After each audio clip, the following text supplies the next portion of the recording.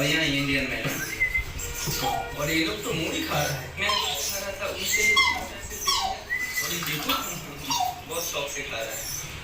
और यहाँ जो सारे नीम का डाली बहुत दिन पहले से काट के लेके आया था वो तो थोड़ा बहुत सूख गया है, थोड़ा कच्चा भी है। इसको भी बुला लिया ताकि कुछ लकड़ी बकड़ी लगा के धीरे धीरे इतना बड़ा ये एक दिन में तो कम्प्लीट नहीं हो पाएगा। ये एक एकड़ के अंदर लो तो मुश्किल हो जाएगा। ये पूरा ये गेट ना इस साइड में खुलता है तो मुश्किल है। ठीक है।